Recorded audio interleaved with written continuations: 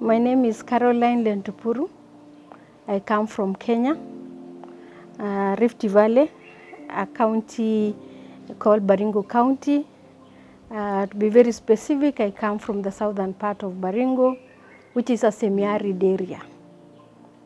That the minority community of the Ilchamus and Endorais live, between Lake Baringo and Lake Bogoria. Yes. I hold a master's degree in international development and social change from Clark University in Massachusetts, US, where I got a scholarship from Ford Foundation. Before that, I schooled at Mo University for my bachelor's degree, where I acquired a bachelor's degree in education. And that was the first degree that my community, the Ilchamus, had from a female. So I was the only female graduate for a period of 11 years when the second girl acquired a degree. But during that time, I was really disturbed that in every meeting they keep talking of this one girl who went to the university. So I did a lot of advocacy for many other girls to go to the university, and they were able to have some girls start joining university, working hard, joining university. But the challenges that was early marriages that the girls were undergoing. As soon as they were circumcised, they drop out of school, they are removed out of school to get married. So this education stops. So when we started doing the advocacy against FGM and early marriage, we started having a few go to school. GTL has stepped into an arena that is really challenging for the girls, stepping in to give support for the girls to achieve education. Because those girls who would want to continue with their studies, but the parents are not able to pay the school fees, would naturally then drop out of school and go to get married. But then now GTL has stepped into supporting payment of that high school education. And so more girls now got opportunity to go through high school education. And thereafter, many have joined university, and that is my joy today.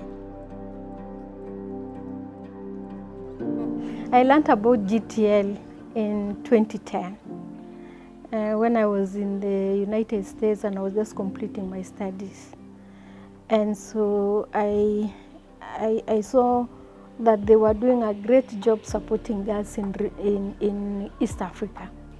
So I did a request for support for the girls in Kenya and the girls specifically in Rift Valley. And this was granted. But then I was told Kenya is big and we have a program in Central.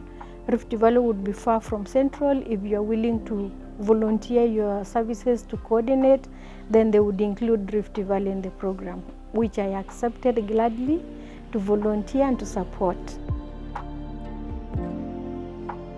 My role has been to identify the needy girls, those girls that are needy, those girls that are bright, and who would qualify for high school education. And I link them to the schools where GTL has a relationship, which in Rift Valley is Mogotio, Pemwai, and Kapropita girls.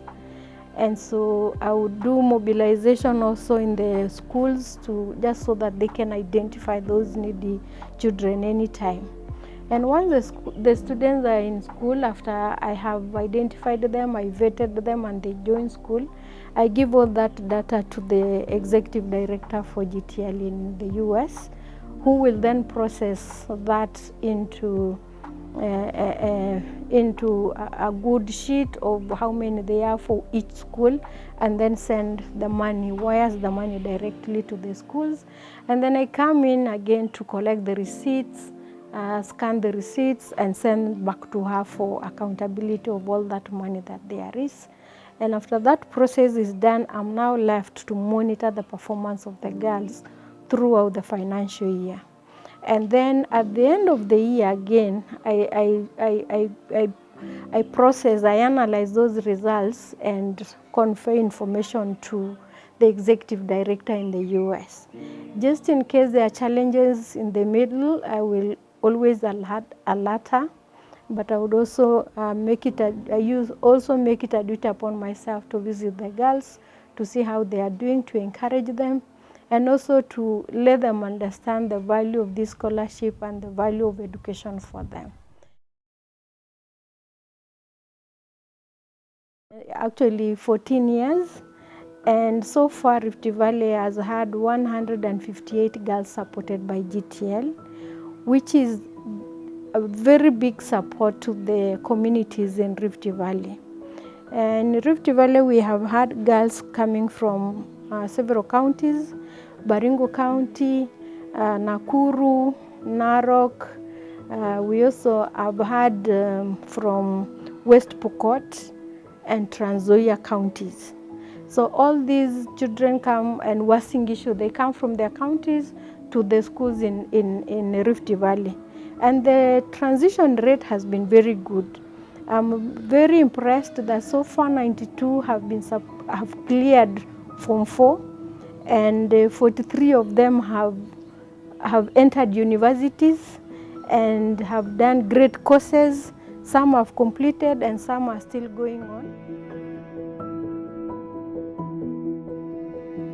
Those who have graduated, some have got jobs, and they come back to support the community.